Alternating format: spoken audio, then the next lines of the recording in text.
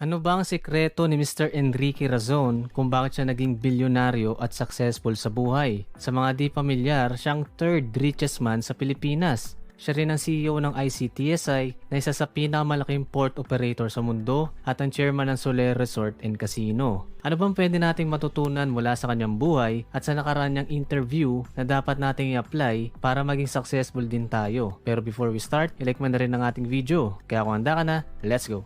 Number 1, be hardworking. Bata pa lang si Ricky Razon ay nagtatrabaho na siya sa pier. Ayon sa kanya, nasa edad na 17 years old ay nag-drop out na siya sa school para magtrabaho full-time. Hindi man siya galing sa mahirap na pamilya, pero naintindihan niya na para maging successful ka sa buhay, kailangan na mag-umpisa ka sa baba.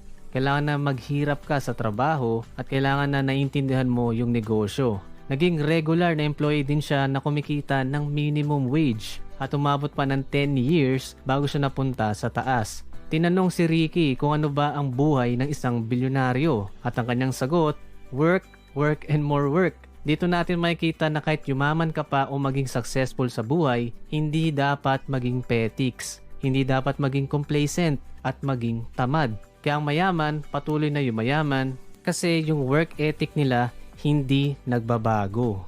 Number 2, be aggressive.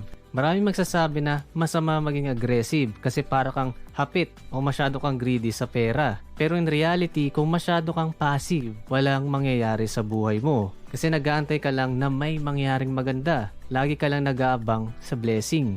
Hindi ka nagtitake action at nagtitake ng risk.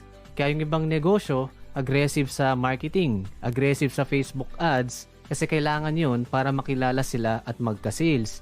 Same with Mr. Razon na naging aggressive sa negosyo pero hindi lang yun puro sugod. Aggressive siya pero may kasamang utak, strategy at research.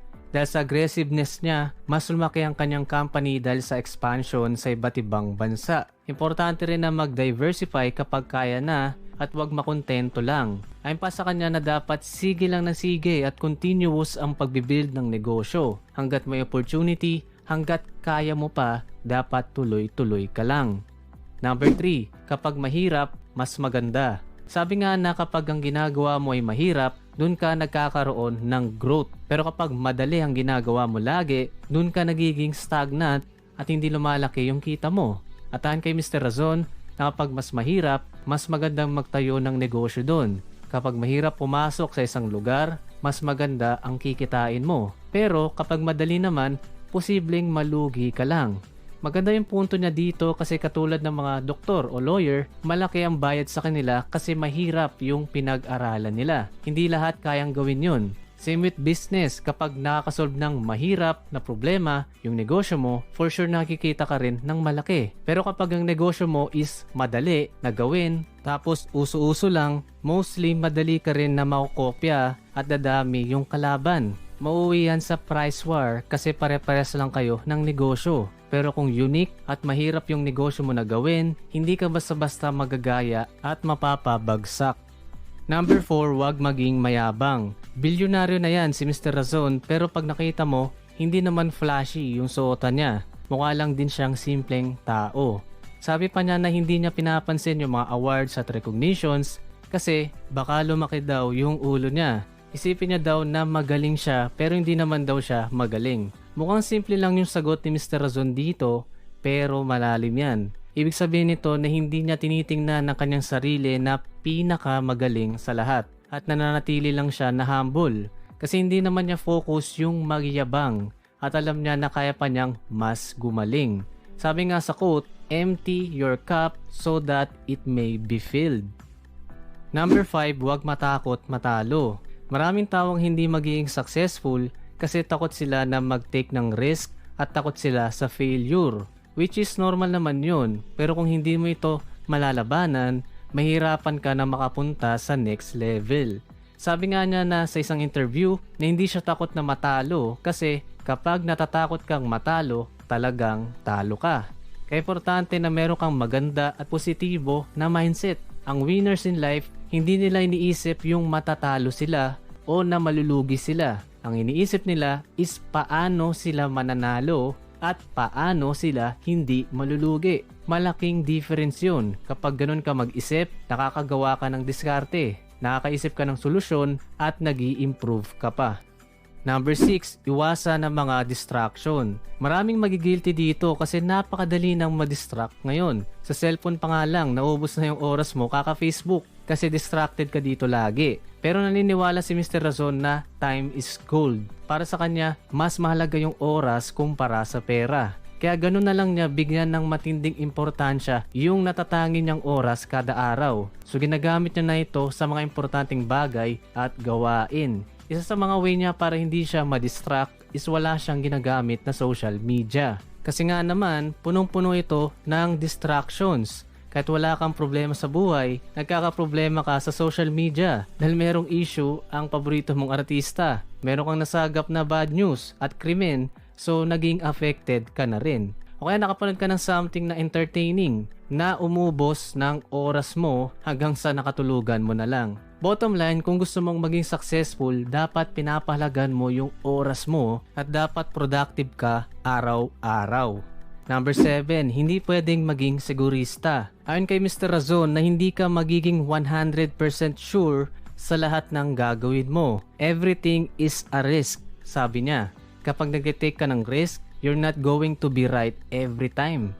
Pero sabi rin niya na the important thing is the ones that are correct, pay for your mistakes.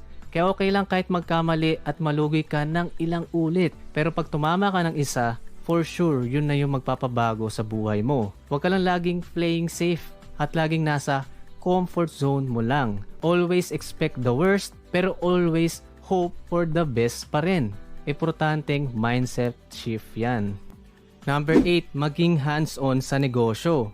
Kung gusto mo maging successful, especially sa business, kailangan hindi ka pabaya at alam mo yung ginagawa mong negosyo. Sabi pa ni Ricky na hindi importante kung third richest na tao siya sa Pilipinas. Ang importante, maayos yung pagpapatakbo niya ng kanyang business. Dapat as a businessman, alam mo yung mga detalye. Dapat kaya mong i-manage ng matino yung negosyo at mga tao mo. Kasi yung pera, yung recognition, darating na lang yan, pero hindi ito yung main objective. Ang objective ay kung paano patakbuhin yung negosyo ng maganda at palakihin pa yung enterprise. Marami kasing tao na nagnenegosyo pero gustong hindi maging involved sa negosyo niya. Gusto ibang humawak na tao. Gusto ibang magbabantay at magpapatakbo.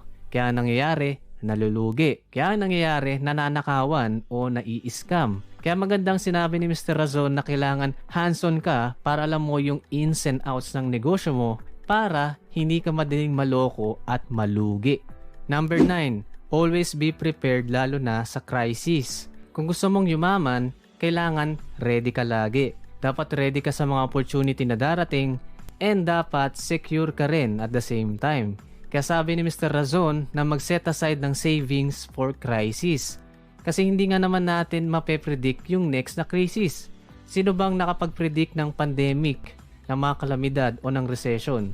Dagdag pa niya na habang kumikita ka ng pera, dapat nakakapagtabi ka at huwag utang ng utang. Habang lumalaki yung sweldo or kinikita mo, dapat kasabay nun yung pagpapalaki ng savings mo. Huwag baliktad na lalong nawawalan ng savings kapag lumalaki na ang kita. Which is ito yung kamalian ng maraming tao sa ngayon. Kaya kapag nawalan ng trabaho o nalugi yung negosyo niya, back to zero. Importante pa rin na maging handa ka sa mga emergency na darating. Bagong number 10, quick recap tayo ng aral mula kay Enrique Razon para yumaman. Number 1, be hardworking. Number 2, be aggressive. Number 3, kapag mahirap, mas maganda. Number 4, wag maging mayabang. Number 5, wag matakot matalo. Number 6, iwasan ng mga distraction. Number 7, hindi pwedeng maging segurista. Number 8, maging hands-on sa negosyo.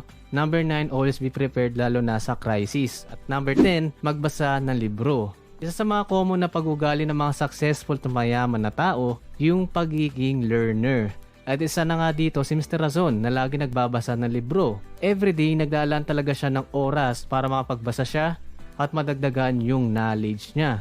Nakatapos nga siya ng 2 to 3 books, especially pag bumabiyahe sa eroplano. Kasi sa pagbabasa ka nga naman talaga matututo. Sabi pa niya na the more you learn, the more you realize how little you actually know. Isa pa niyang na-mention na meron din siyang mga mentors na hinihinga niya rin ng advice, knowledge about sa business at nakukuhaan rin niya ng wisdom sa buhay.